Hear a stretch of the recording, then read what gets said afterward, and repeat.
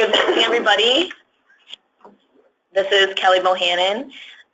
We're going to go ahead and get started with our ECEAP Spring Directors Meeting webinar. If for any reason you can't hear me or hear us, please do send us a note in the webinar function so that we know that we need to turn up the volume or if there's any issues.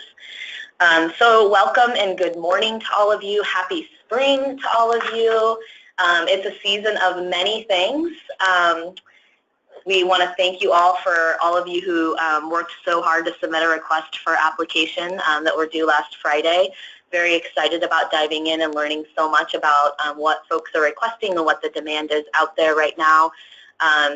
We are all still here sitting in legislative session in sort of a, it's an interesting time, still responding to things on a fairly daily basis with the legislature as they're continuing to make considerations about bills and the budget overall. So lots of action there. In fact, we're excited to say we get to attend a bill signing today for one of the bills related to ECEAP that I'll talk about here in a moment. And it's baseball season, which is really exciting for many of us in the state of Washington as our Mariners and our Tacoma Rainiers, and I can't remember the name of the Spokane team, but I'm so sorry for those of you in Spokane, but I know that's a big deal too because it's a minor league team. They're probably, Everett has one, so it's baseball season, which is a great thing. It's a season of, for us, like what it means to live in the beautiful Pacific Northwest. We get to now reap the benefits, hopefully, fingers crossed, of this extra rain that we've all bared and experienced this year. So now we get to hopefully live in the beauty of what that brings. So with that, we have a full agenda of updates and information to share with all of you today. So please do, as always, feel free to ask questions along the way and use the chat box to do that as we go. So with that, we're going to go ahead and go into the first slide.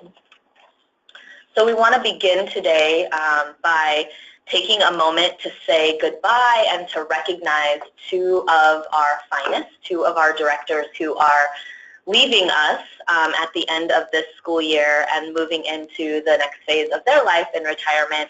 And so just wanted to do a couple things and say a couple things to Stacy and to Stephanie to let you know with so much gratitude that we are excited for you as you move into the next phase of your lives, and we are indebted to you for your dedication, for all you've brought to the Spokane and Tri-Cities community or regions that you've been working in for so long, and just want to say that we are going to miss both of you very much. And so want to, I asked both of them if there was anything specifically that they wanted to say or share. And so I'll check in with them both again in a minute, and we'll unmute so that we can hear anything that they might want to share. But I did receive something that Stephanie asked me to share with all of you, with all of us, and she asked me to read it. And so this is from Stephanie Tinsley. She gets ready to say goodbye to all of us. For 27 years, I have had the opportunity to do what I love, and that is serving our youngest, most at-risk populace in the Kennewick School District. It has never been a job, and it has never been work. It's been my heartbeat. At times, the way was long and the way was difficult, but most of the time, the way was joyful. To love what you do and to feel that it matters, how could anything be more fun? I've learned to laugh longer, celebrate the human spirit, appreciate elms and early achievers, and enjoy the world of shoes. Thank you, Karen Healy. For all of you who touched my life, who made my life more beautiful, thank you. Wow. So Stephanie, we thank you for your spirit, again, your commitment, and you just need to know that you're really going to be missed.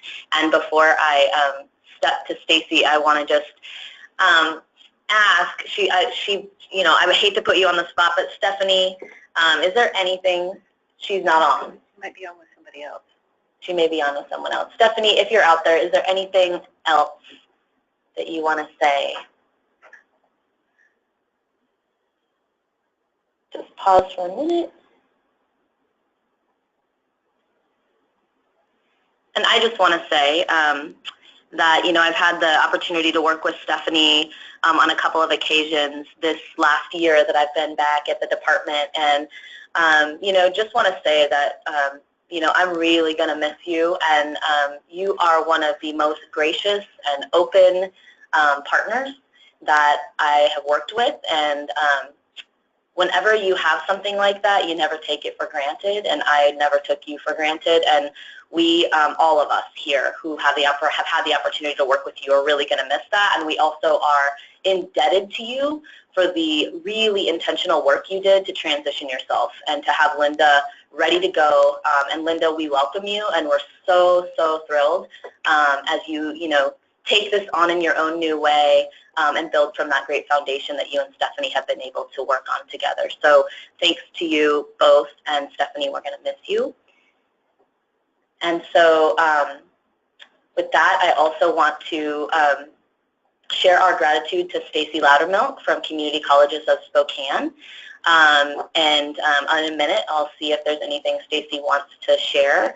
And again, I don't mean to put you on the spot. You can stay silent as well. But I just want to, again, Stephanie is somebody, or Stacy is somebody I've also had the opportunity to interface with and work with and partner with in this last year on a few different occasions. And I just want to share, again, how incredibly thankful I am, and I know that we are, for your partnership, Stacy, and the dedication that you've brought to your community.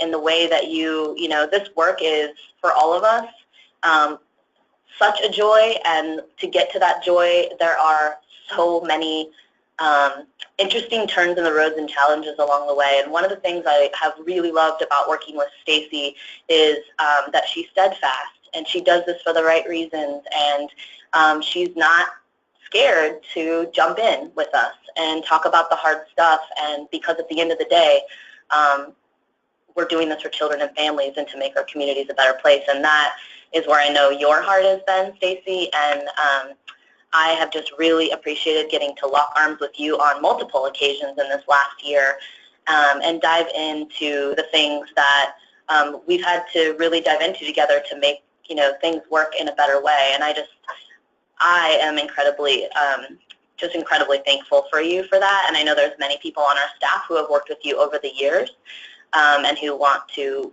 also share their gratitude through this message. So just please know we are really, really, really going to miss your spirit and your commitment and all you've brought to community colleges and the Spokane community. And with that, I'll see if there's anything that you want to share with us.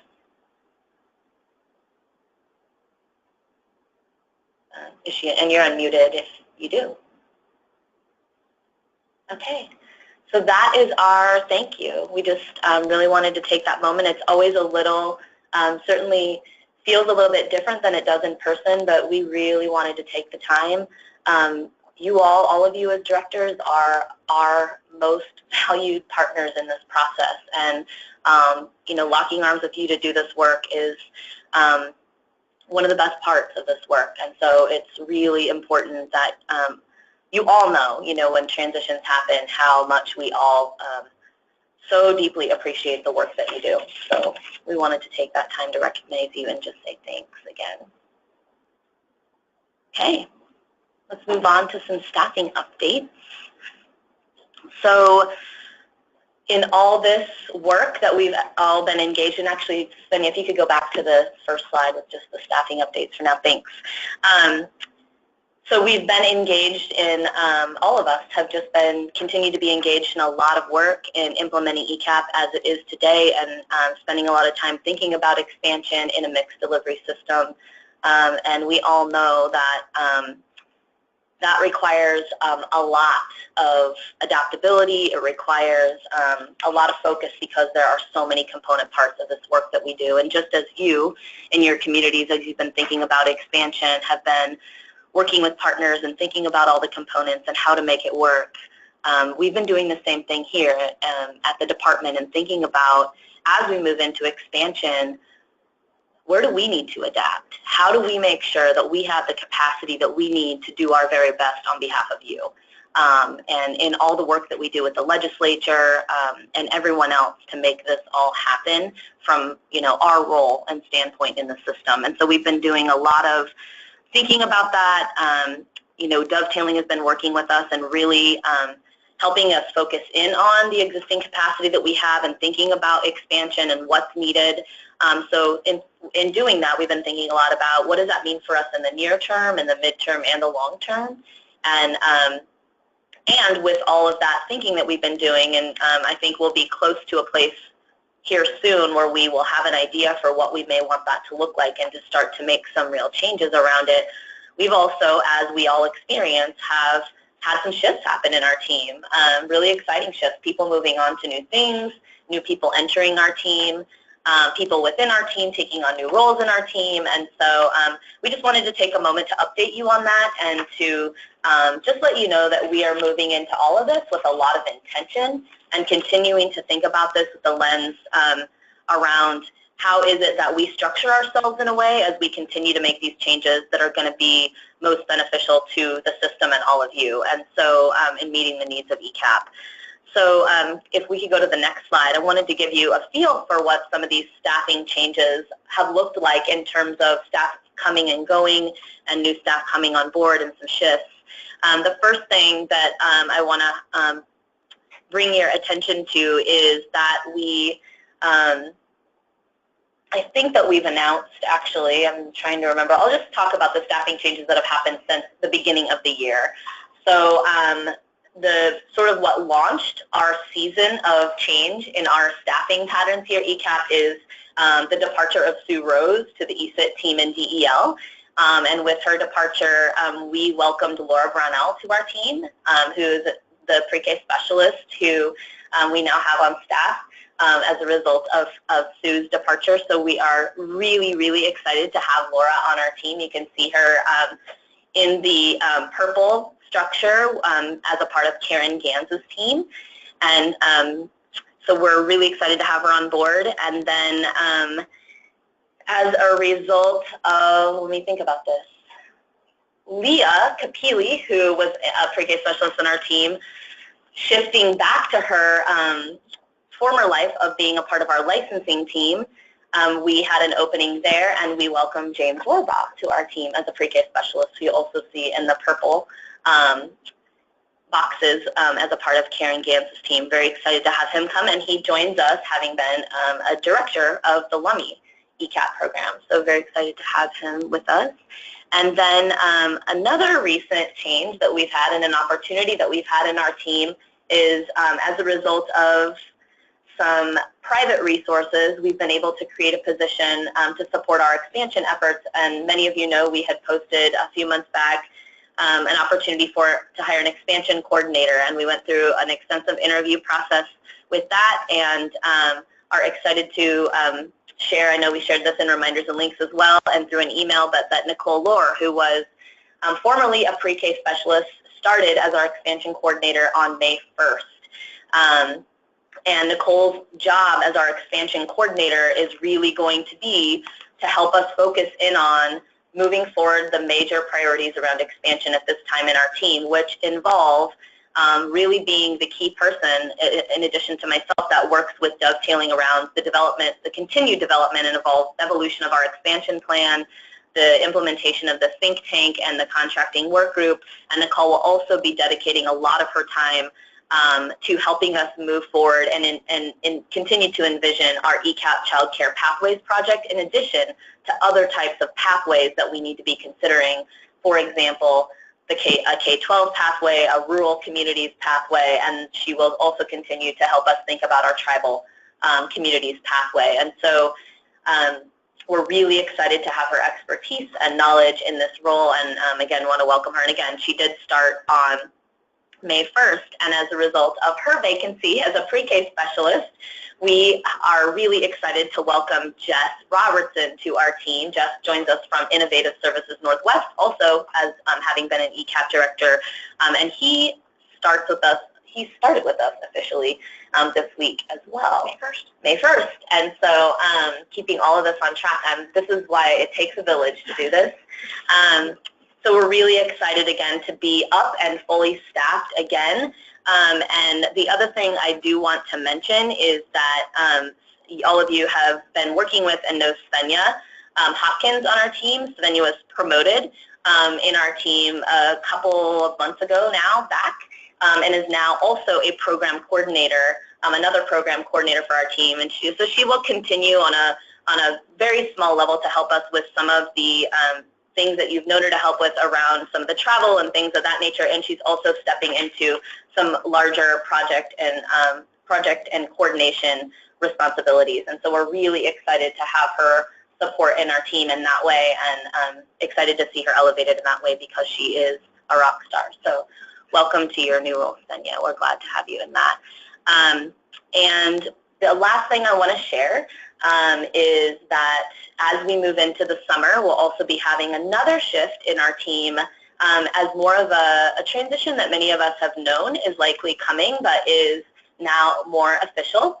And that is that this summer, Karen Healy, who you all know, will be officially retiring, and we will be thinking about what that means for the vacancy that she will leave in the role that she's had. We haven't had anybody in an interim position in her role. Our team has kind of picked it up, the work that she was leading and doing. And so as we say goodbye to our dear friend and colleague, Karen, as she retires, we are also looking forward to the opportunity to think about what that means for our capacity. And so because I don't really at this moment care as much about the capacity, because I care so much more about Karen in this moment, I want to let you know that she just wanted to send a message out to all of you.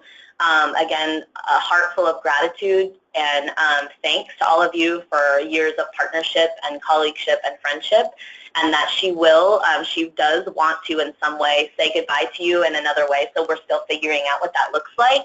But she, as many of you know, is a dear partner to so many of us, and we will all miss her greatly. She also wanted me to share with you that the status of her condition, as many of you know, she's been on an extended medical leave for cancer, and she recently was admitted. In fact, in the last few months now, it's been going strong. She was admitted to a clinical trial in Portland, and it is showing incredibly great results, and she wanted me to share that with all of you. They're seeing a real big decrease in her cancer. She's feeling really good. She's out gardening again, and really enjoying life and looking forward to retirement. And so we wanted to make sure you all know that about her. So sending continued positive and loving thoughts to her, and she's sending that out to all of you and to all of us as we think about the future. So that is it for staffing updates for now, and we will continue to keep you posted as we consider shifts in our capacity and shifts in our role to continue to make sure that where we're targeting our energies and our efforts are taking us in the right direction in a way that maintains stability in ECEAP now and allows us to continue to move into expansion in a way that is sustainable as well.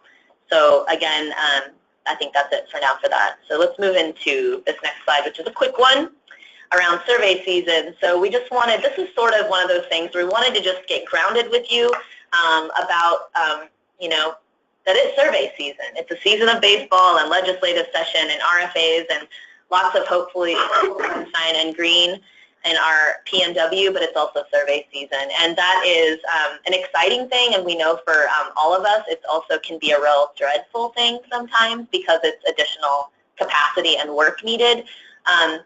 So just wanted to, just put it out there and say this is kind of where we're at in this moment. We've just recently closed the survey on March 25th. Well, now a little less recently, it's already May, but not too long ago closed the dual language classroom survey that we put out to directors and teachers on March 25th. And then just in the last few weeks, we put out 2 surveys, one to gather more information from all of you about contracting capacities as a result of some things I'll talk about later in a slide around our contracting work groups efforts. And then as a result of some of our pre-K improvement work on the national level, which I'll talk about later as well, we put out a pre-K improvement assessment also to directors and teachers to help us get deeper and more accurate about some really important information around training, professional development, and supports that are happening that we know are critical to our services. And then many of you have known about, all of you have known about for a long time, the customer satisfaction questionnaires for families and contractors that are due on June 15th. And so by saying this one as a reminder, to say we really, really, really encourage you in any way that you can find capacity to help us gather information in these different arenas. We also just want to say how much we appreciate it, and that as much as we know it can really be a drag sometimes to have another thing on your list, that your voice is our most important pulse and voice in this work, and that it's hard to do expansion without it. And so just to know in any way that you can make time for these, how much we appreciate it. And I also want to say that if it wasn't for being a state government agency, we would be putting gift cards out to you and whatever else you wanted in droves, but we can't. And so in fact, it gets even sketchy when we try to put out personal, our personal dollars to these kinds of things. It gets sketchy in state government about our parameters. So just wanted to say, shouting out a lot of love and thanks to you for what you're putting into those, and that it really is helping us shape the system. So thank you, thank you, thank you. All right, moving on to ledge session. So I wanted to talk about 4 different things. Lots of things have happened in ledge session this year. Lots of activity around ECEAP and early learning. Lots of really exciting and dreadful conversations, frankly, with the competing priority that the legislature has around fully funding K-12 as a result of the McCleary decision.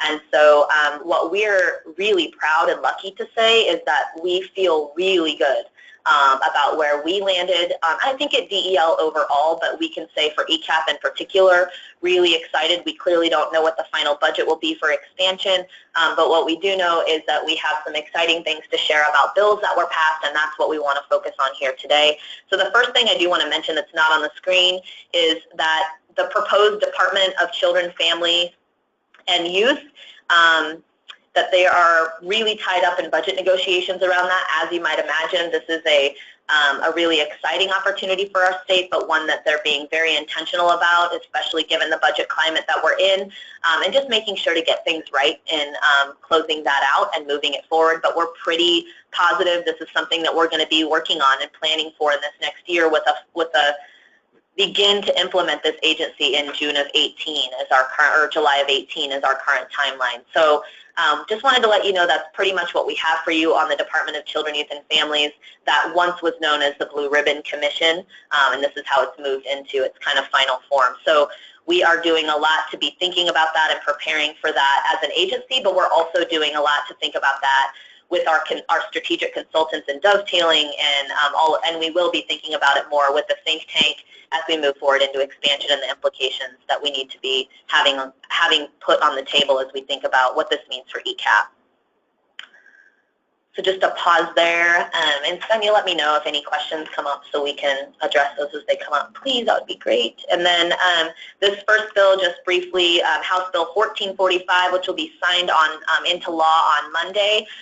This bill started out as had a big ECEAP focus. It was going to be a bill for just about, it had a fiscal note of about $1 million to put grants out to 10 ECEAP contractors to help really pilot and look at enhancements for supporting dual language learners. And unfortunately, that part of the bill died. So that part of the bill didn't live in its final version, but this is what did.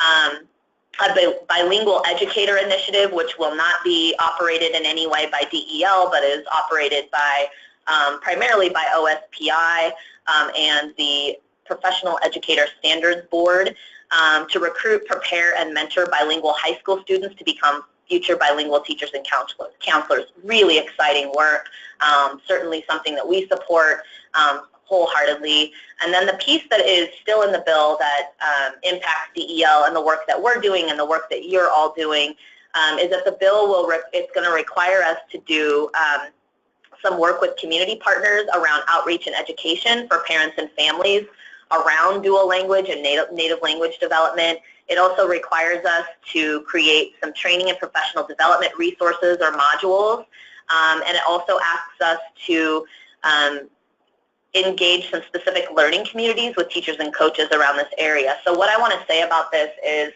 that although if you've been following this bill, you'll see that the bill says that we have to do this within existing resources. In the last hour, we were allowed and asked to submit a fiscal note for this. So we're hopeful that there will be fiscal resources attached to this bill in the final budget.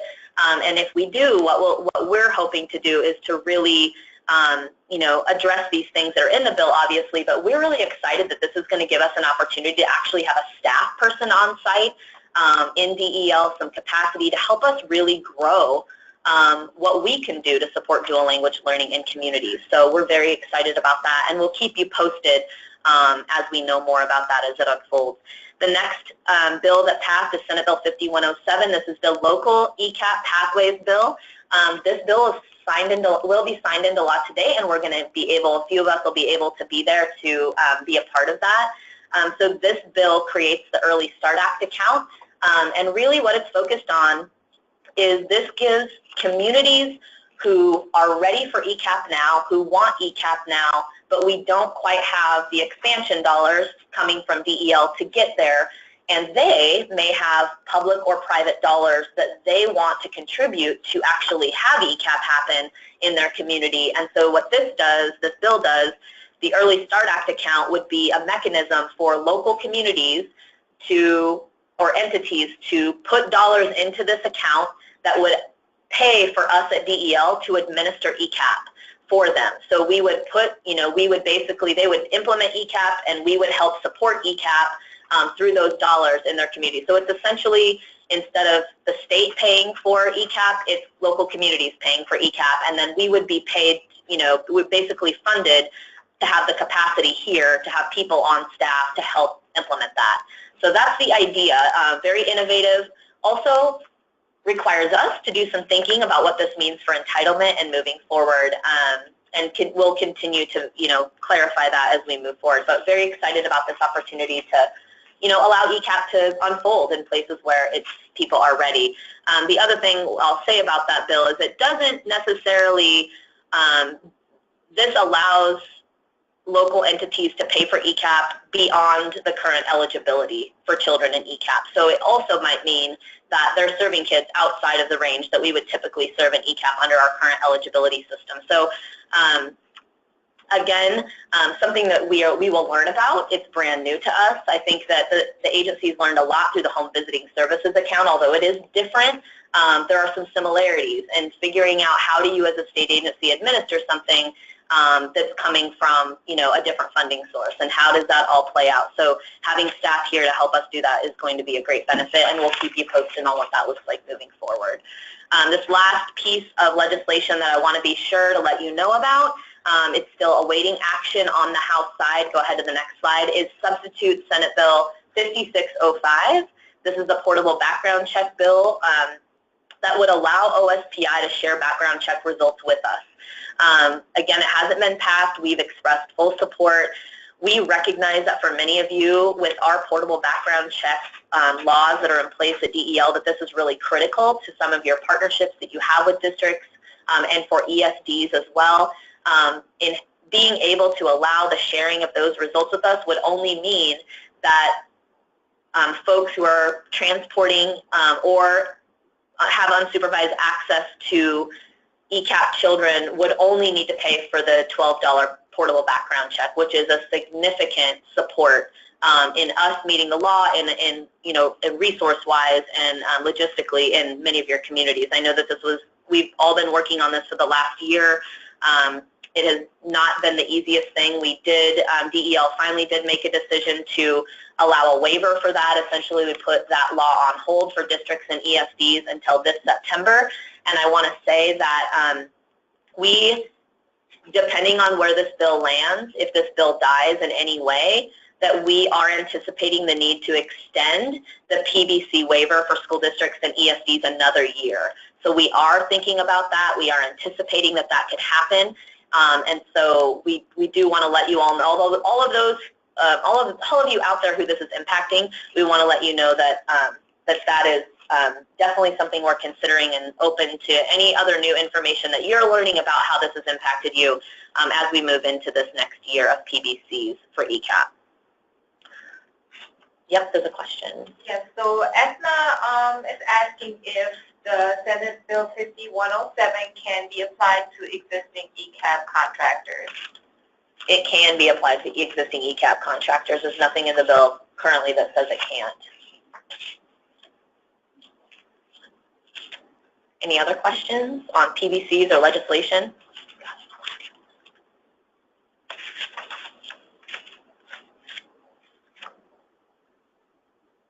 So Kristen would like to know if there is a formal waiver process, and I'm thinking that's in regards to the portable background check. Right, that's a good question. I probably shouldn't use the word waiver, but it really isn't a waiver. It's essentially, we've just stated at DEL in sort of in a policy way to say that school districts and ESDs are exempt essentially from the PBC Early Start Act law until we get this figured out with OSPI. So there isn't a formal waiver process you have to go through. If you are a school district or an ESD, it applies to you. And so what we're saying is that the decision we made in November of last year, we are looking strongly at continuing that for another year until we can get this legislation figured out if substitute Senate Bill 5605 doesn't pass for some reason in the House.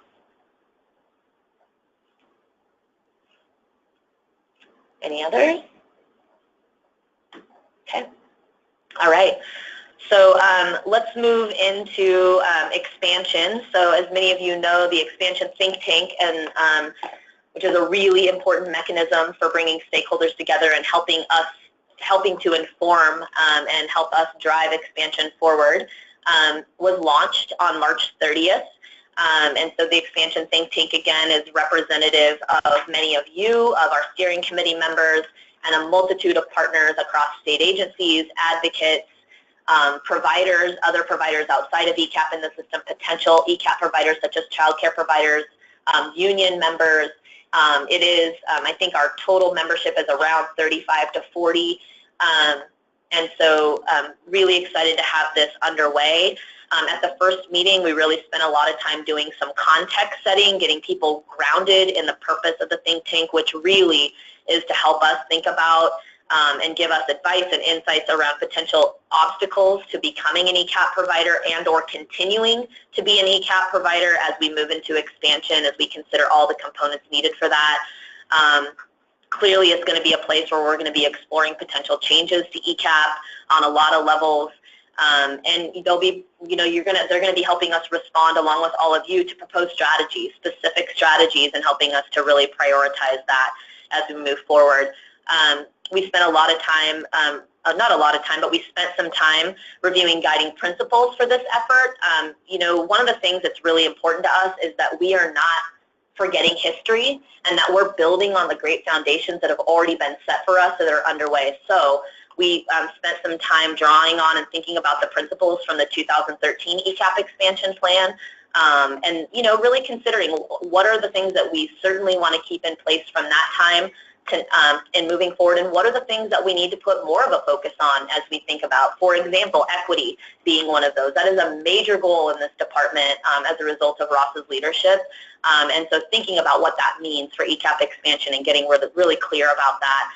Thinking about things like workforce equity and capacity, always keeping in mind that as we move into ECAP expansion, wanting to make sure that we maintain a system view of this, that we can't go into ECAP expansion with an isolated focus. ECAP exists as a part of a larger system, and as we think about expansion moving into a mixed delivery system, we certainly can't think the way that we used to think or we have in the past about ECAP. We have to continue to think about ECAP as a part of something larger. And so those are things that we spent a lot of time talking about and getting grounded in. And then the think tank really spent a lot of time diving into 3 core, very high priority expansion issues: facilities development, provider recruitment, and eligibility. And so I know all of you really received the summary and the materials from the meeting. And so I know many of you already know this, but we really, we spent a lot of time thinking about these issues. We talked about barriers, potential solutions, and strategies. and are really excited about people coming in and rolling up their sleeves. And our next meeting will be May 22nd, where we'll continue to build on what we did at the first meeting, and we'll be really diving in deep to the expansion plan outline. So thinking about that 2013 expansion plan and what looks different now moving forward, what we've maintained, and really getting the group, wrapping their arms around that to help us inform that as we move forward. Any questions on the think tank, any of the materials that you received, anything I've shared here?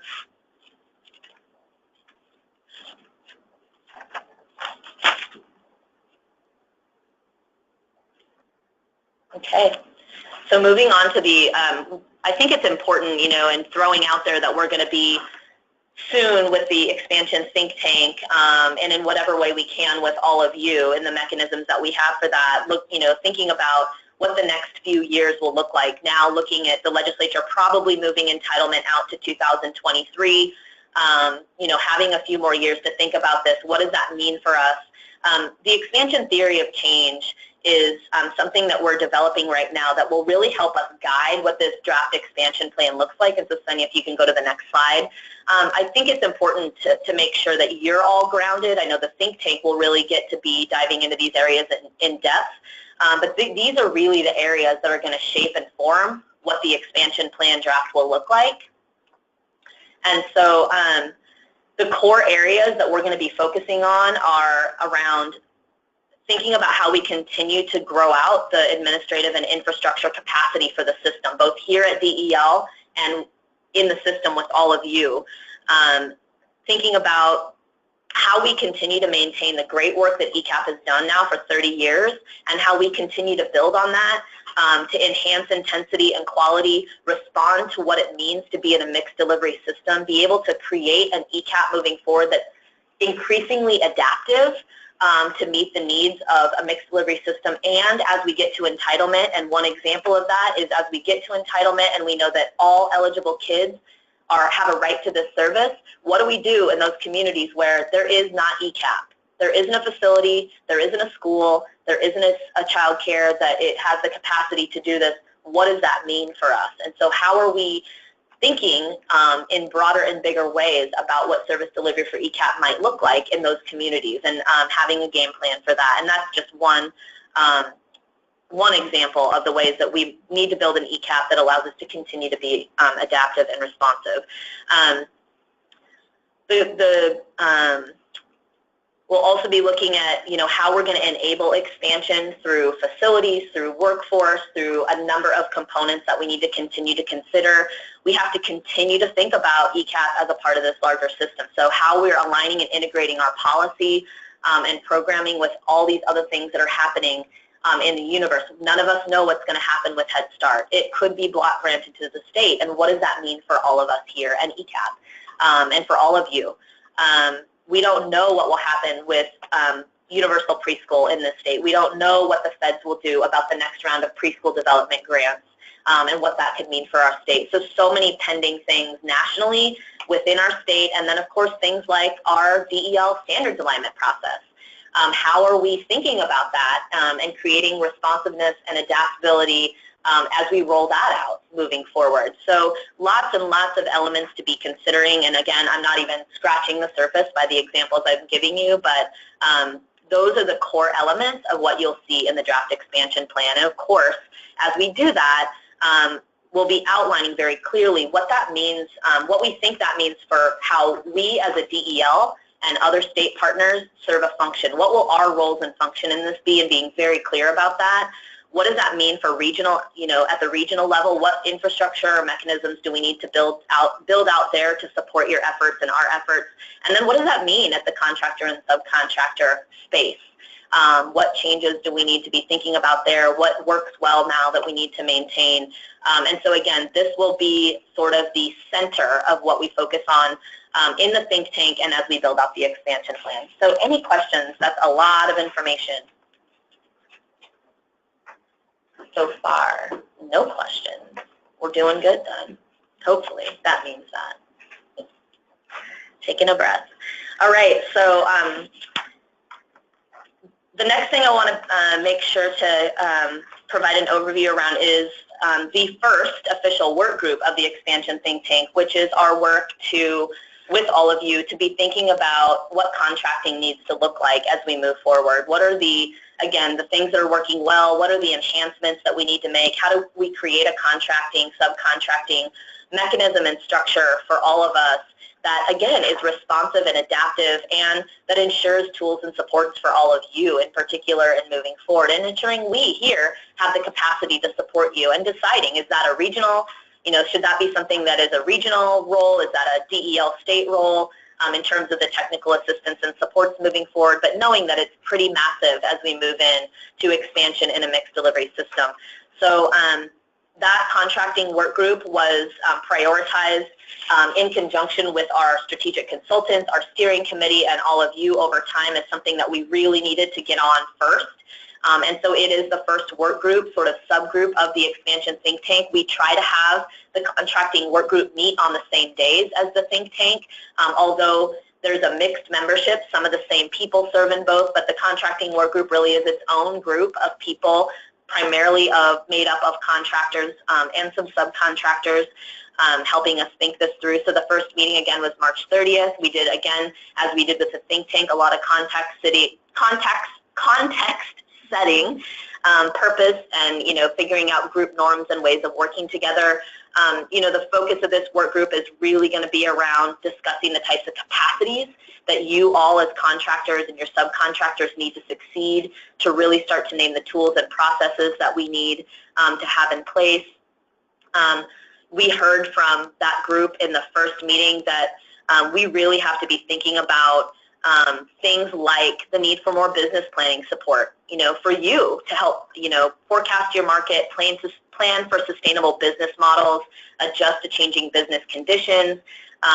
We certainly know the support that's needed to build successful subcontracting partnerships and structures and arrangements. So those are some of the things that we dove into in a big way. We also talked about things like data systems and technology, cost allocation and budgeting, so an array of elements that we talked about. And one of the things that we know and that we identified that in that work group is that we really needed some baseline information. We needed to have a much more landscape and universal view because there's only a certain representation of contractors in that room. And so as a result, going back to the survey season, this work group recommended that we put out a survey to all of you to help us establish a better understanding for what some of the existing capacities and barriers are with contracting and subcontracting. And so that survey was due on Monday of this week. And so our strategic consultants at Dovetailing are diving into that with us now in hopes that we will have it ready to really dive into at the next meeting, which is also on May 22nd, along with the think tank meeting in the afternoon. So again, we can't thank all of you enough for again, continuing to help us stay focused on the specific piece of expansion and ECEAP because it's going to be absolutely critical to moving forward. And to those of you that are serving on the work group, it was really a robust and dynamic conversation. And so it's that first meeting, and so we're really excited to continue to dive into that. So we will continue to keep you all posted. We'll continue to really urge our steering committee reps to keep you all as informed and linked to this as possible. And so what I would ask you is if you're feeling disconnected in any way from this work for whatever reason, to please contact me directly, contact your pre-K specialist, the ECEAP inbox, but in whatever way you can, let us know if you're feeling like you're not getting the updates and information you need around this really big effort with expansion planning. And with that, I'm going to pause and see if there's any questions before we move into this next phase of the meeting. Nothing, Sonia? Okay. So we're going to, I just wanted to say that as we do in our directors meetings, this is always a collective effort in this team. We can't do this work without each other. And so thank goodness you are all not going to hear my voice talking the whole time.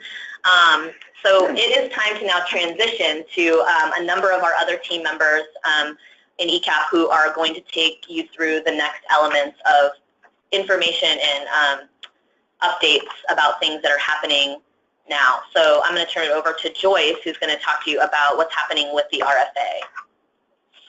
Okay, we received 26 applications for ECEAP slots by the first due date for the RFA, which was April 28th, and those represented a total of 1,430 new slots. You've received an email that because we had a glitch in distributing the survey that served as our intent to apply, we extended the application due date for the affected organizations to May 18th. However, ECEAP contractors were all in this first group with very few exceptions that were made for, mostly for incorporating new subcontractors who were interested in becoming ECEAP. We've begun the scoring process, which will continue over the coming weeks. You may have received a call if someone applied for slots near you in cases where we want to know more about how a new contractor would impact your ability to fill slots. Also, in the intent to apply survey, we asked organizations that aren't currently ECEAP contractors if they wanted to consider becoming a subcontractor of an experienced ECEAP contractor. We emailed you their contact information if they're in your service area, and some of you have already included them in your application. To support our move to ECEAP as an entitlement program across the state, we encourage you to continue those conversations with the interested parties in your area. Once the legislative session's complete, we'll be able to offer slots to the highest scoring applicants in the communities with the highest need. There's something new this year also, that we're going to use these applications as a bank in case DEL needs to reallocate any unfilled slots this summer or fall. For example, if the legislature gives us 800 new slots, we'd have the next 200 lined up and prioritized, so we'd know if there's any unfilled slots later, we'd know who was going to get them next. And we would give you forewarning if you're on that list. Okay, any questions about the RFA before I move on?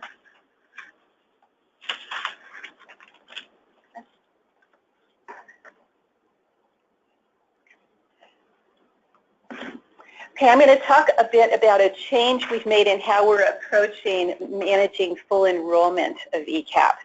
So as you know, it's very important that we keep funded ECEAP slots full with children who are attending class.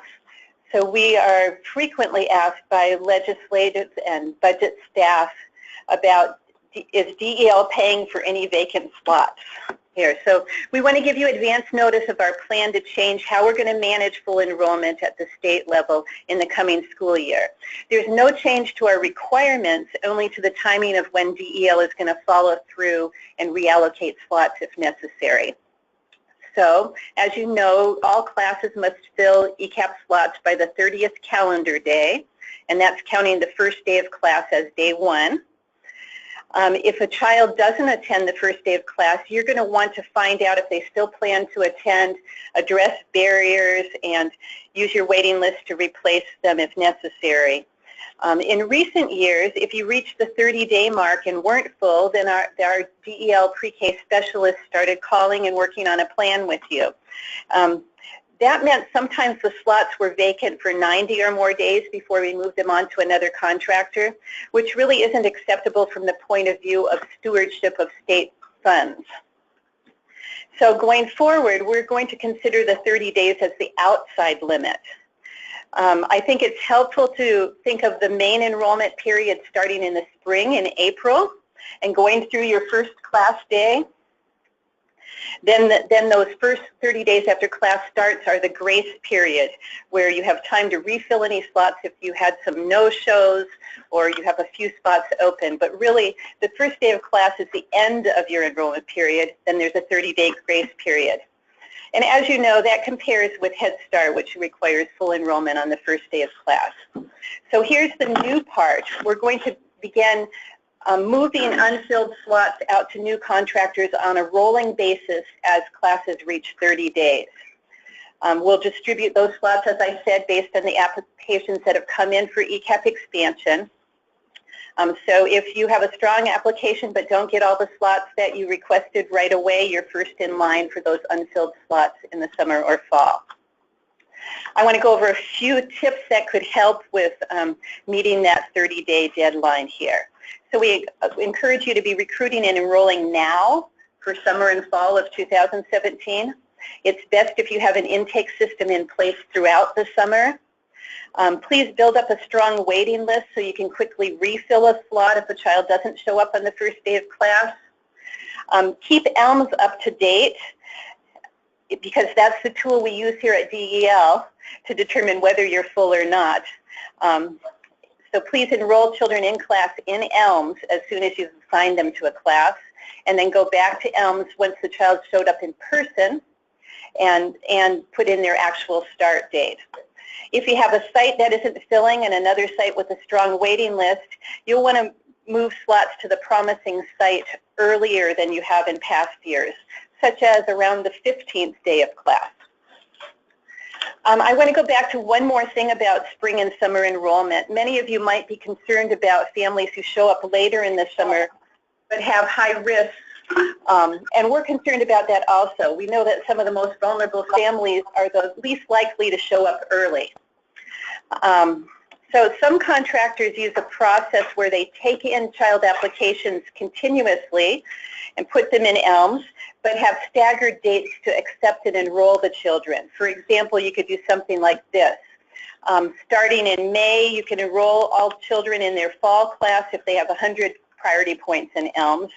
Then maybe around July 15th, you could start enrolling every child with 90 points or more.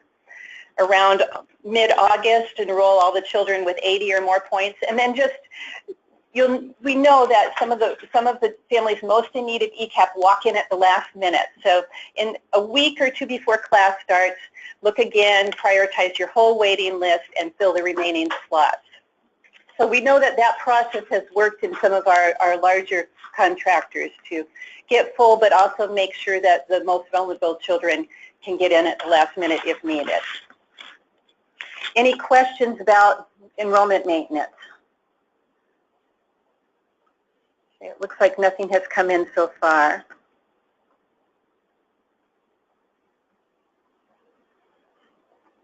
Okay, you want to change slides here?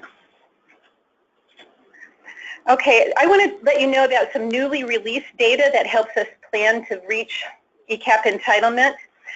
Thrive Washington and 3SI recently worked together to develop a data report on the slots and the classroom space needed to expand ECEAP and Head Start to serve all the eligible children. I want a bit about these organizations if they're new to you. So Thrive Washington is the nonprofit privately funded partner of DEL, dedicated to advancing high quality early learning in the state. And Third Sector Intelligence, or 3SI, is a Seattle-based consulting firm that specializes in analyzing data to enhance the impact of social programs. DEL provided them with our saturation study data as a basis for their work.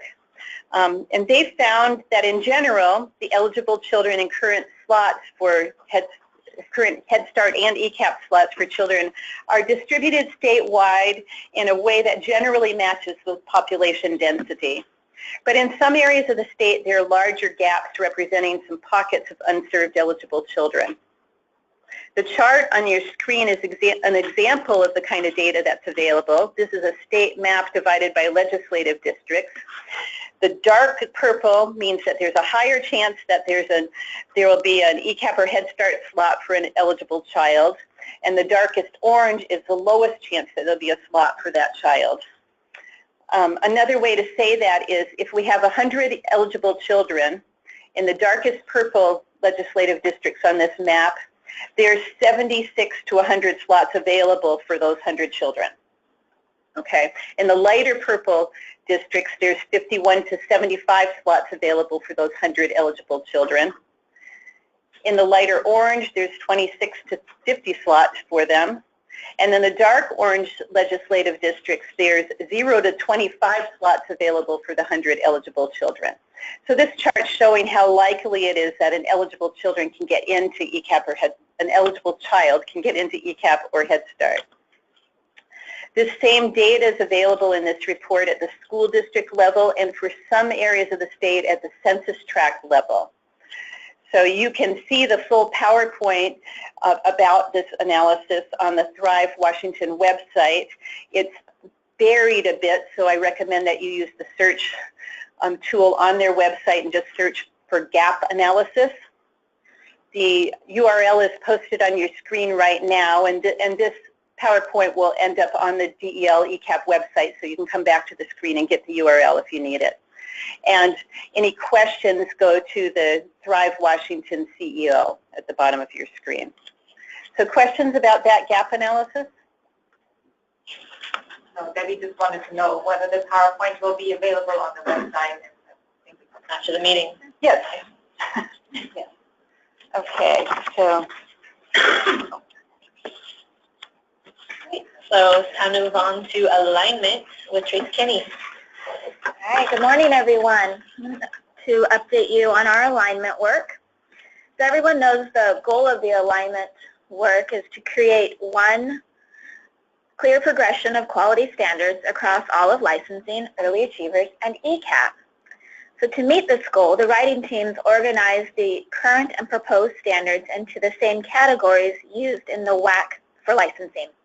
These categories are intent and authority, child outcomes, and an example of something that is now in child outcomes is developmental screenings, family engagement and partnerships, and this is where you would find family support standards, professional development, training and requirements, your human resources, environment, this is where most of the health and safety standards fell, interactions and curriculum, which is where most of the early childhood education standards fell, program administration and oversight, which is a huge one, so where all of the administration fell, enrollments and eligibility, and a lot of the language from the contract that we are trying to move over.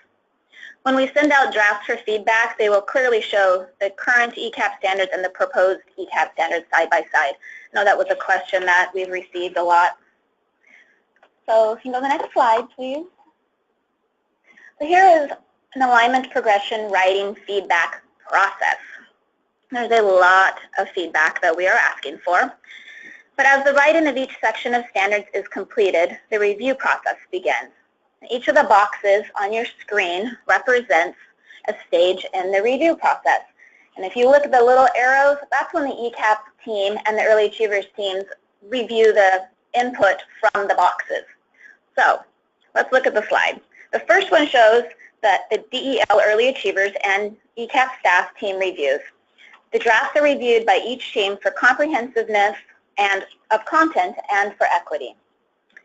Then the second slide shows our DEL external consultants, and they're looking for really what the Early Start Act is asking, which is alignment, duplication, progression, and equity. The third box shows our DEL steering and advisory committees, and they give input on drafts and policy questions. The box at the bottom is the community feedback box, and here's where your input is absolutely critical. We are looking to gather as much feedback as possible from the field and have landed on two methods. DEL is working with Thrive to conduct community feedback meetings held by the regional coalitions throughout the state. These meetings will focus on gathering feedback on the clarity and impacts of the proposed early achievers and ECAP standards to all programs and families in Washington state. There will be 3 rounds of meetings held in late spring and summer. The other method is we will also put the proposed standards on the DEL website with surveys so you can peruse the documents at your leisure, and so that we are making sure that the feedback is accessible to all. We will let everyone know when this process will begin. We're going to use reminders and links, monthly contractor calls, and email. Finally, the DEL equity team will take a deep dive into the proposed standards with an equity lens. And then in the end, the ECAP team will do a final review and send it on to DEL leadership. Do you have a question? So Joe would like to know who the DEL consultants are. So our DEL consultants are Harriet Dichter, who is a longtime national consultant and she developed the quality rating and improvement system when she led the department, basically the early learning department that was in Pennsylvania at the time. And actually we at Washington took a trip back to learn from her and her team as we were launching and developing early achievers. So she has a broad array of experience and has done alignment work in some other states. And our other consultant is Valisa Smith, and many of you may know her. She used to work at the Gates Foundation as the lead for the director of the early learning arm of the Gates Foundation, and then has been our strategic consultant for the Race to the Top, for implementation of our Race to the Top Early Learning Challenge grant. So those are our two primary consultants for the process. Thanks, Kelly. Any other questions? All right, takes a village. Thanks, Tracy. Okay, next slide. All right, so where are we now? I am happy to say that we are still on the same path as we shared at the directors meeting in October. So you may recognize this slide. The writing team has been very busy editing, writing, and reviewing. This chart shows the work that is happening simultaneously throughout Dell. The activities on the left are for child care licensing and WAC, and the activities on the right are for early achievers and ECEAP. And you can see that through each phase, we're using this ongoing application of racial equity and cultural humility principles, which is a really important part of the alignment process, and we try to keep that at the top of everything we do. So during, May through July, we were writing and writing both sides, and now in August and through May, we have moved on to the WAC in negotiations, finalizing WAC drafts, and going through the weighted WAC process, which if anybody has been following this, that is a hefty process that they're doing. It's very weighted.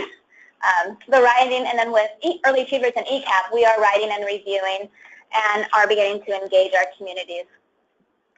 June through October of 2017, we are going to move into the final stages and get through all of the community feedback, put it all together, and hopefully late fall, this will be ready to be released for training and tools. So during the 2017-18 school year, that's when we will provide the training and technical assistance on all of the aligned work we're doing for a full implementation date of July 1st, 2018. So all of that remains the same. Thanks, Tracy. Any questions? All right. So really quick, we're gonna probably have to start moving a little more rapidly here. Really quick update on the DEL ECE Workforce Council. So I'm sure many of you have probably heard the announcements about the launching of this council. So DEL is convening this council with key partners, and they're tasked with making recommendations to the state regarding professional development pathways and workforce development. So they'll be looking at updating and refining standards. They'll be looking at providing access to career pathways, providing culturally responsive PD, and workforce expansion, clearly looking at things like compensation. They will submit a report, a recommendations report to the governor to help us think about legislative and policies needed to move this forward. The council, there was an application process for this council, so we have people who, from a variety of places in the state, from state agencies to nonprofits, colleges and universities, professional development partners, state-approved trainers, providers, clearly, and then many of us from the department weren't part of the application process per se, but will be actively attending. So we do have representation on that council, and we'll be attending all of those meetings. And so the first meeting was held this week, and I think the why now part that we have here on the slide, you all know this is, we are behind the needle when it comes to this work, and it's time because it's hard to think about an evolving system in this state for ECEAP or anything else without having some serious policy changes put into place. So that's really the why, and clearly critical to ECEAP expansion. Any questions about that?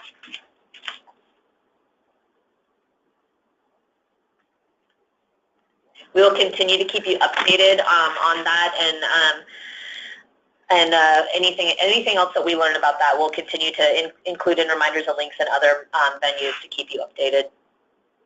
So Peggy, you are up next to help us get our heads around WA Compass.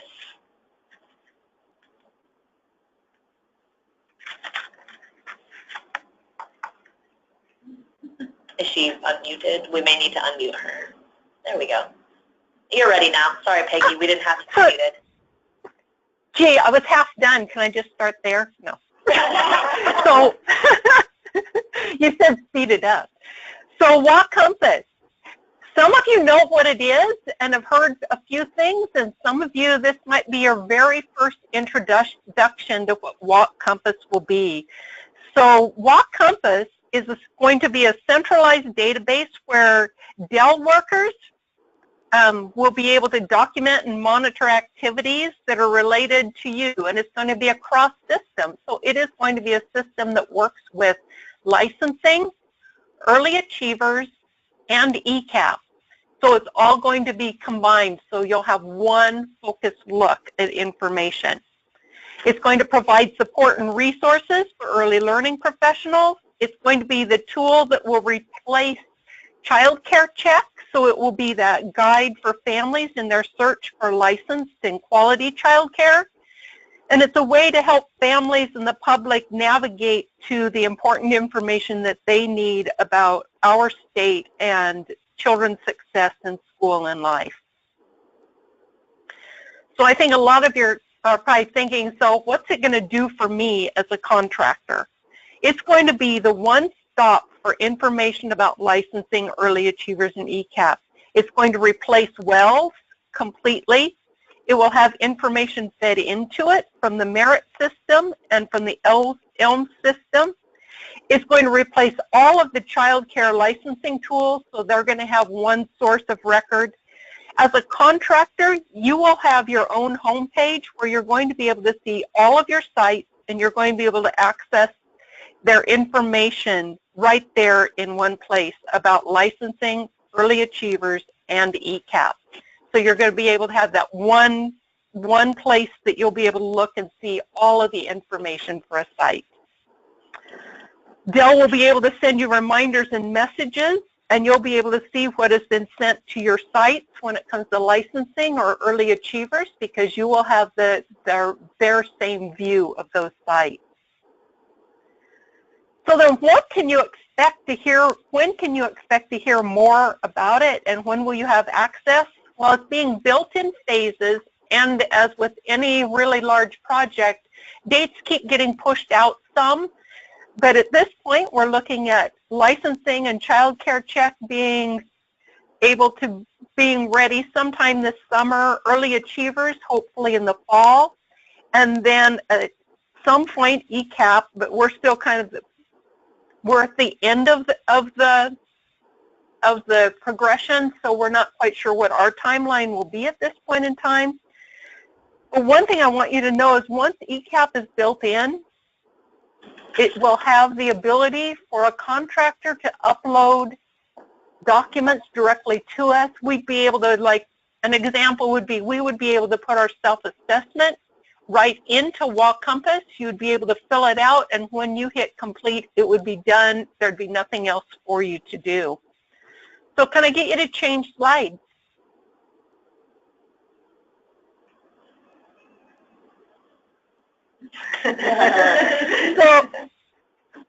So we always, in all of our meetings, we always have something about change and how good change can be for us.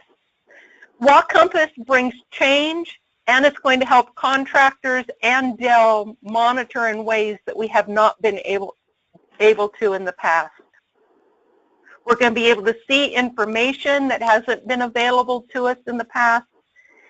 So as you gain access to parts and pieces of WA Compass, I want you to be assured that the Dell ECEAP staff will be there to help you to navigate a new world of information. And just watch your reminders and links for more information as it becomes available. And just, I think that it's going to be a wonderful tool, and that it will be something that everybody in the end will feel is a good change for us. Any questions for Peggy? Oh yes, Leilani wanted to know if Wild Compass is going to be replacing Merit or ELM.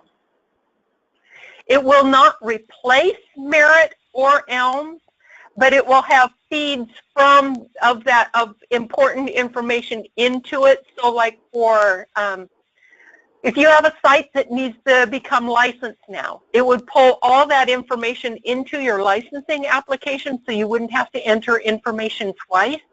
So it will have a feed into and give access to information, but it won't replace them. Peggy, this is Joyce. Is this summary correct, that it will mostly be focused on managing the child care license and have the monitoring information from each of the, from ECEAP licensing and early achievers? So it's mostly around monitoring, action plans, that sort of thing?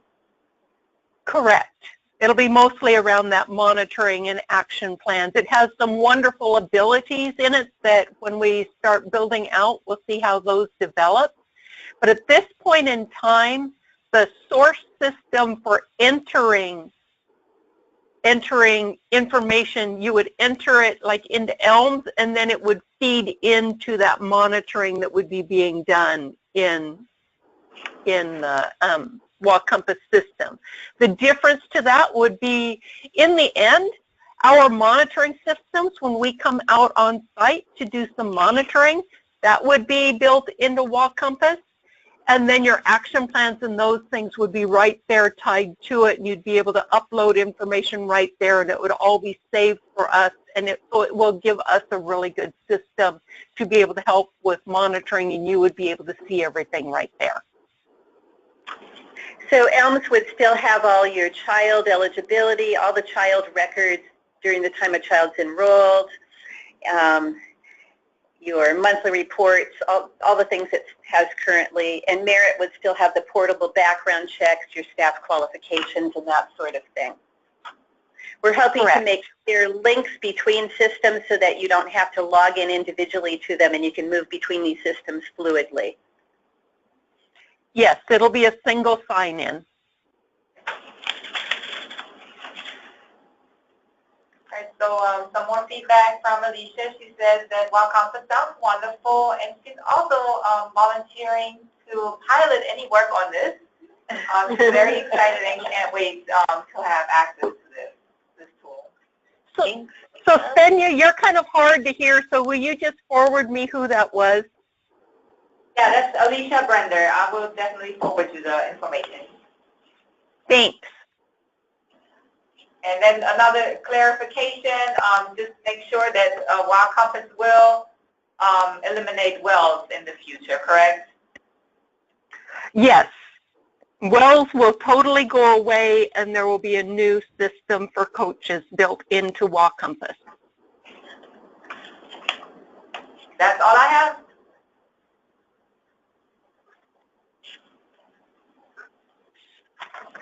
That it? All right. That's it. Okay. Thank you, Peggy, so much for that.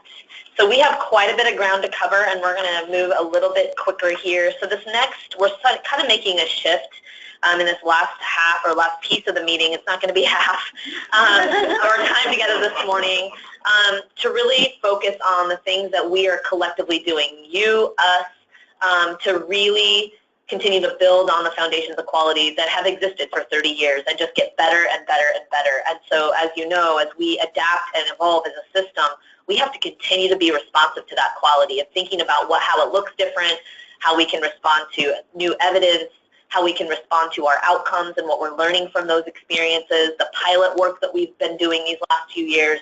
They're all driving our continued quality efforts. And so just wanted to make that transition into this next part of the meeting. And so I'm going to begin in this next slide. Sonia, if you want to move it, please.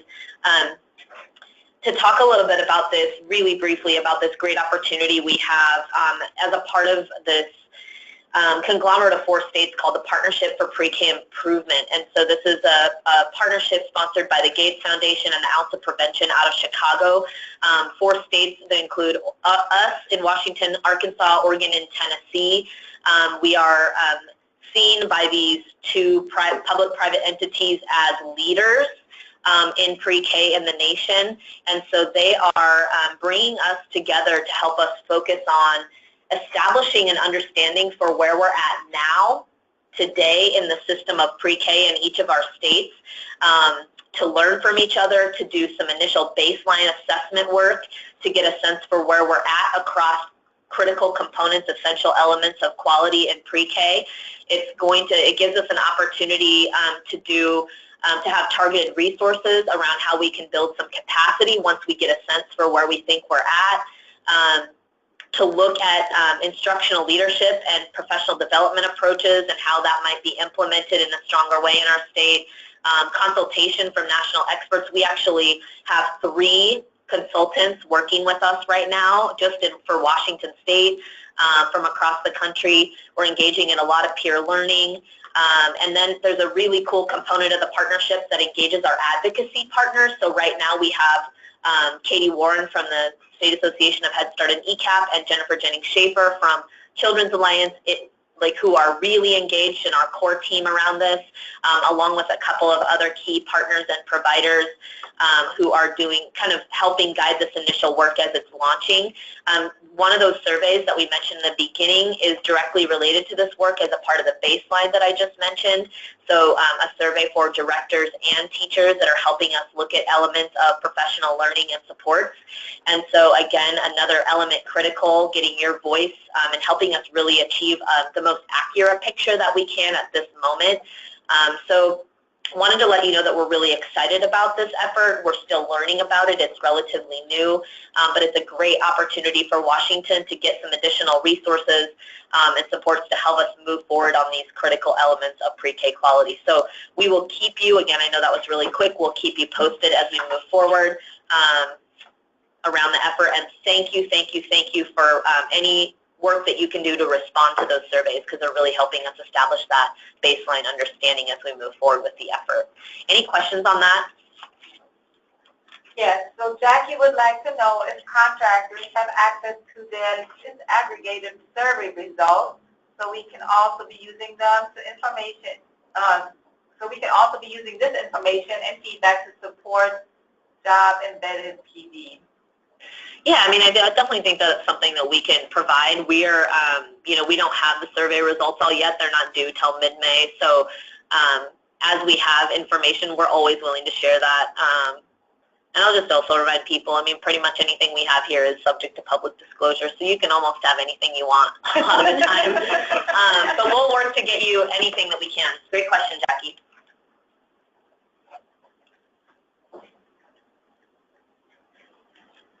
All right, moving on, if there aren't any other questions to family support. All right, hello everyone, this is Karen Gans, and I'm going to quickly go through the family support pilot. This slide is a great overview, shows that this work started really in the 14-15 school year with the preschool operational work group. And then our year 1 pilot was during the 2015-16 school year. And if this is new information to you, you can find out all the details you would ever want to know on the Dell website with the family support report that we created at the end of year 1. So we're currently in the purple square, which is the pilot year 2. And we have been continuing to implement the mobility mentoring approach and have provided training to agency coordinator staff. So one thing that's important to know about this model is that the training that we provide is provided to leaders from ECEAP contractors, and then they go back and they provide the training to the frontline family support staff that they support. We've also, this year really has been also about a lot of development in ELM, and this slide lets you know that next year we're going to continue with the current number of contractors that we have. We've had some interest Some folks have expressed interest in expanding and participating in the pilot, and we're not going to be able to do that next year. So we will continue with the groups that we have, and then we will have full implementation statewide of this. Will begin in the 2018-19 school year. Go to the next slide, Svenja. So some highlights from this year include the ELMS reporting that I was talking about. The key piece I would say this year was that we increased training, we revalidated the assessment, and then we required ELMS data entry for staff. And as a result of that, we now have some ELMS reports. So although that first year report was great, we're really going to have some outstanding information here after the second year that will give us some really solid numbers moving forward. There's now a tab in ELMS that is the Family Support Pilot tab, which we'll probably rename someday, but for now that's what it is, and that's where staff enter information. And there are currently 3 reports.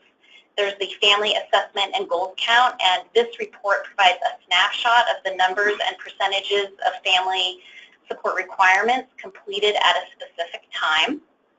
The Family Goals by Child report shows the family goals listed in one place for a whole contractor site or class, and it can help with keeping up on goals with families, ensuring goals are actually SMART goals, and planning for resources or events for families. And then the third report is the Family Support Monitoring by Child, and the purpose of this report is to monitor family support pilot requirements.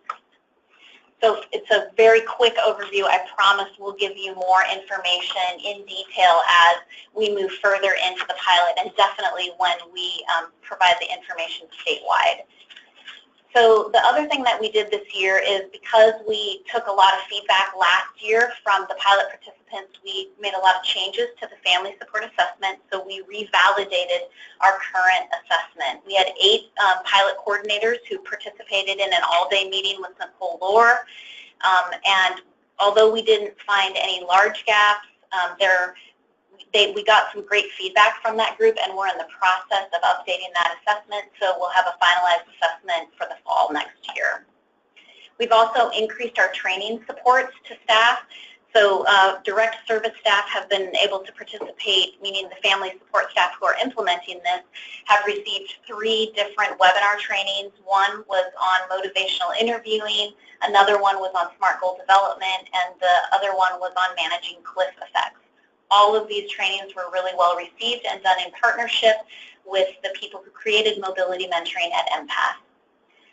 In addition, we've held monthly coordinator webinars as well to support the people who are the leads with the ECEAP contractors. Those topics have included the 3 that I've already listed: executive function, reflective supervision, and moving from the casework approach to more of a coaching approach with families. We're really excited about these training opportunities and the conversations that we've been able to have on these webinars, and are in the process of cooking up more training options for next year, rolling this out further. And then the other thing that I just want to highlight is that with partnership with the DSHS, we were able to set up a handful of contractors who are participating in the pilot to attend a motivational interviewing in person at local CSO offices. It was really well received. People said that the training really helps them think about, how they can change their work even more with families. So we're excited to look at the possibility of potentially expanding that as well. Next slide, Svenja. So just what's important for all of you to know is that we are in the process right now of working on an additional training that the current pilot participants would possibly participate in this summer or fall. I hoped I'd have more concrete information by now, but I don't. So we're really following the great work that Snohomish County has done around with Prosperity Agenda and incorporating some of the coaching training that they've done, and we're seeing what we can do to possibly incorporate some of that into training supports for this work as well. And then The other thing that's really important to know is that our plan at this point is that we will be providing mobility mentoring training statewide in March of 2019. And the reason we're doing it then is so that you have plenty of time to look at your enrollment paperwork and to really be thinking about what you would be potentially changing as a result of this approach, and really helping staff get trained in plenty of time and to be able to plan for what their home visits are going to be looking like for the year. Any questions? Yes, so Debbie would like to know if this will be replacing Families Moving Forward, or if this is an additional tool that we're offering. So this is something separate from Families Moving Forward. This is the pilot work that we've been working on since 2014, 15.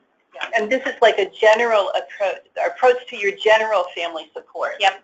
These are the pieces that help you be able to better meet the current Section F requirements.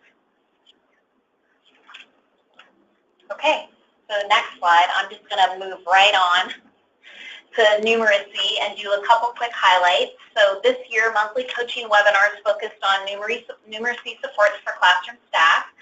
We really moved our focus with coaches to this area because of the 90% goal that was set, and because of the statewide teaching strategies assessment math outcomes, and because there are multiple supports that already exist for rating readiness through SQL and CCA, and actually on the Dell website. So we are currently in the process of working on taking the numeracy trainings that OSPI created and making them have more of an early learning or preschool focus. We're going to be working over the summer to complete those, and then hope to be providing training moving out hopefully in the fall next year. Spenny, can you move to the next slide? So here's just a really quick overview of what we're thinking at this point, that there would be a cohort on each side that would attend the series of trainings, and then we would have a virtual online community. Senya? So we have a question about the mobility mentoring. One more. So Tammy is asking if the training is going to be provided in March 2019, and then the implementation would start in the 2019-2020 school year. I'm sorry, I was talking with Kelly Bohannon. Can you repeat the question? The question is the training is in March 2019, with the implementation then start for the school year 2019-2020? Oh yes, yes. So well, you'll have no. So you'll be trained in March of 2018, sorry, and then you'll have the spring and summer to prepare and get ready, and then you will implement that following fall. So it will be the fall of 2018. Now we have a lot of questions coming in. Yeah, so we'll correct the slide before we post it. And that's perfect. Great. So Debbie's asking if full-day programs will continue with Families Moving Forward when this project is implemented in 2019.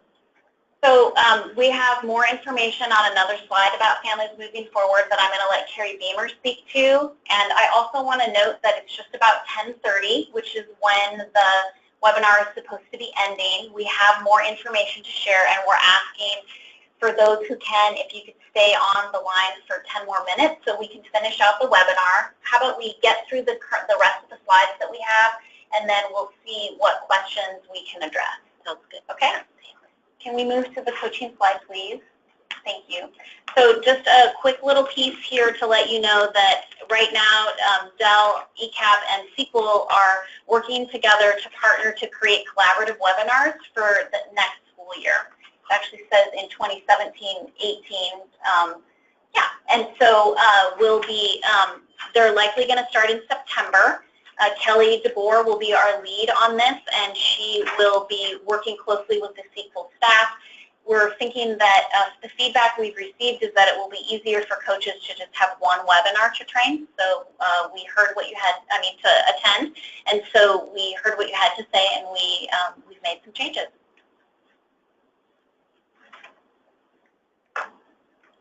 Okay, Carrie Beamer is going to talk now about this next slide, and Svenja is going to unmute her so that she can share the latest information with you about families moving forward. Carrie, you are now unmuted. Thank you.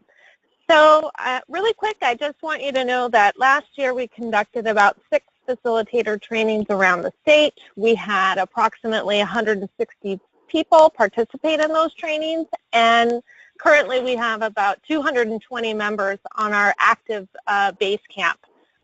So it's so fantastic to see all that work being done there. So for next year, the important things to note is this curriculum will no longer be a requirement for full-day models. ECEAP will continue to provide training and support for interested contractors as a quality initiative. We have heard from the field that moving this into a research-based or evidence-based program is something that is really a priority for a lot of you dually funded programs, so we will continue to work with our team within Dell to conduct some research to hopefully move that process along. We are looking at implementation of a learning community for teaching staff.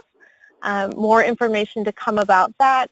And guess what? I have another survey for all of my facilitators out there. I'll be sending that out in June just so we can collect some data around how you guys implemented and what you thought strengths were and any challenges that you may have had. Thank you so much, Carrie. Really appreciate that update. Are there any questions, Svenja? There are questions, but more about numeracy. Okay, so that's right, and I said we were going to wait. I'm just so in the habit, right? All right, so now we're going to move to the next slide, which is about the curriculum pilot study and giving an update. So can you please make it so Julie Flores can talk? And Julie is going to give an abbreviated presentation of her slides as well for all of us so that we can end. Because now I think there's actually people waiting to come into the room to meet. So. Okay, with that said, I just want to share that this is year 3 updates. And with that, just to give a quick detail about it, this pilot began in 2014 with the preschool operational work group that also generated the family support pilot. It's designed to support implementation of the evidence-based curriculum, including curriculum materials and associated initial training. And this resulted in 2 evidence-based curricula recommended for use in ECEAP, HighScope, and curriculum. You'll see on the slide that Dell continued to purchase curriculum resources to help ensure that more contractors are using the latest version of each curriculum. And you'll see that number of those represented there and the type.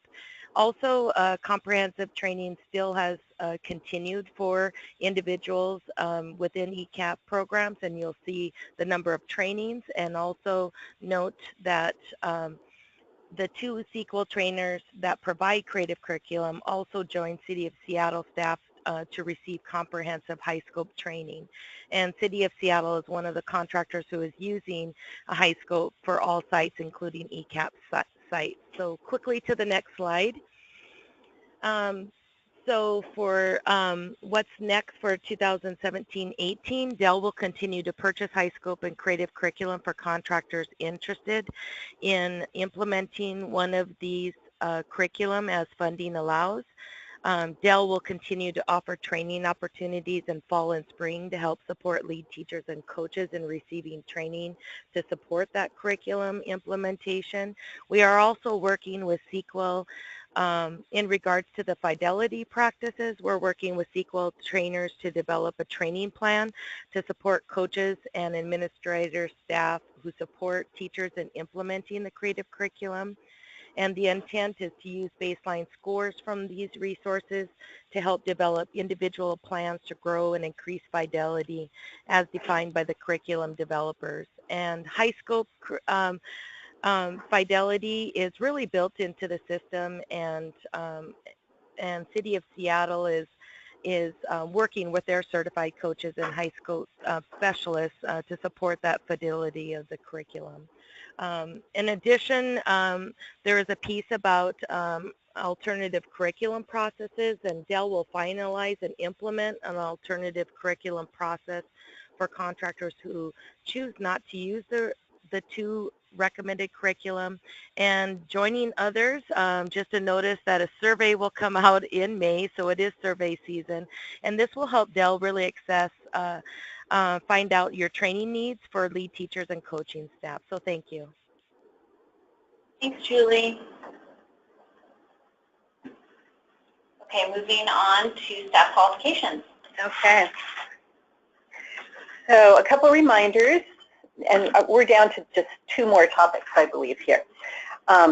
All ECEAP teachers, assistant teachers, and family support staff must submit an ECEAP staff qualifications application in the Dell Merit System.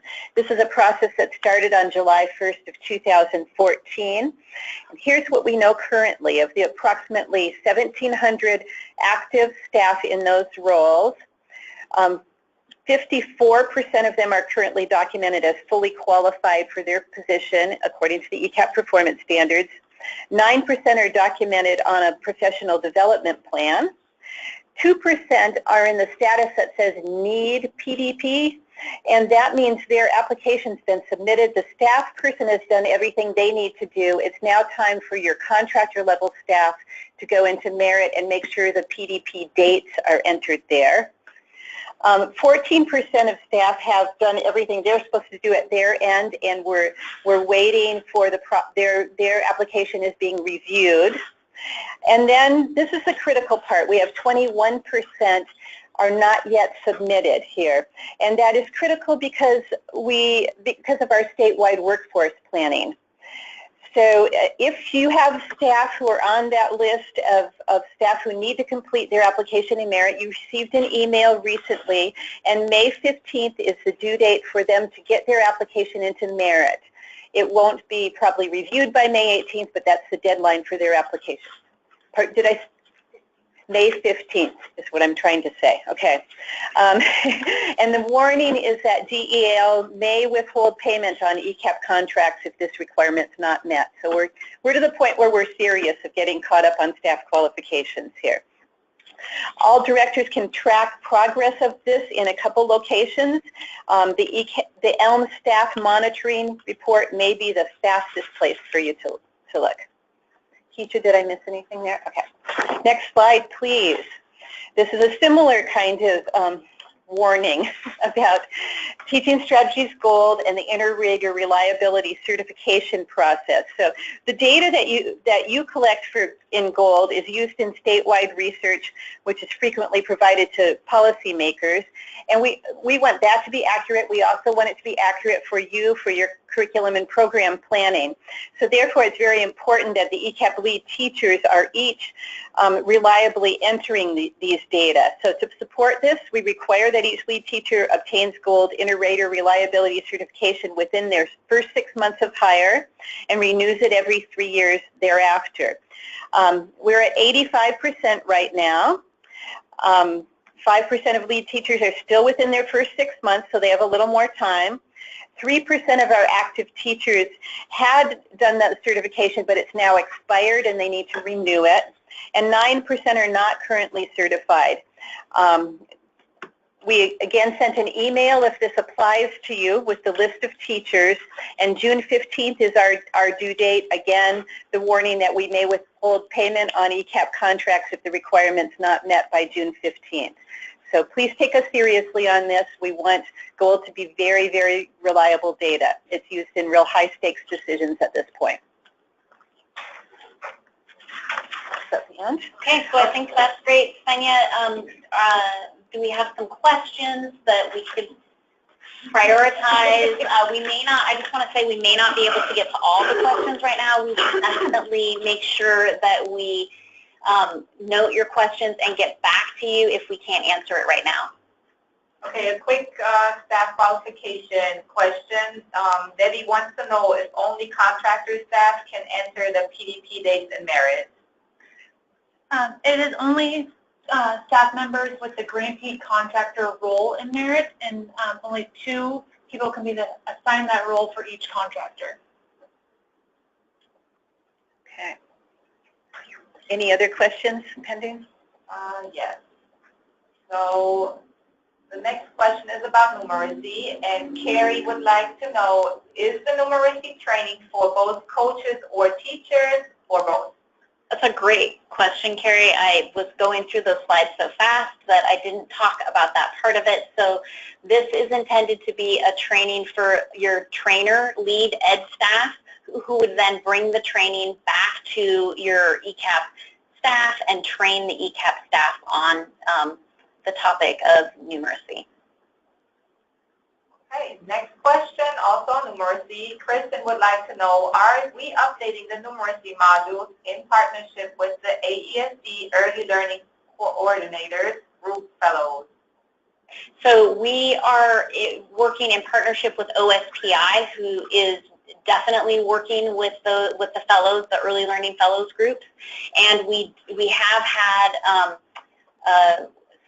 representation from Spokane for people who are on currently serving on the one of the fellows groups. Okay, next question from Jackie. She says, we know full-day kindergarten teachers will be implementing the new GOLD platform that runs 1st through 3rd grade. Will ECEAP follow suit so that ECEAP child data can be shared electronically with the kindergarten teachers? Yes, on July 1st, ECEAP is converting to that format as well. You'll see more information about this in reminders and links. Last question for now. What is the contingency plan if the legislature does not pass a budget by June 30? Stacy would like to know. Yeah, so Kelly Bohannon has left the room. We don't currently have a contingency plan. We always create one if it looks like we're going to be running into a situation where starting July 1st we don't have a contingency plan. So we can definitely keep you posted as we're getting more feedback from the legislature around, and the governor's office around, what the budget situation looks like. And we will definitely keep you in the loop. Okay, that is all the questions that we received. Great. Okay, thank you for your time today and for staying a little bit extra. And if any additional questions come to mind, be sure to email them to ecap@del.wa.gov. Thanks, everyone. Bye.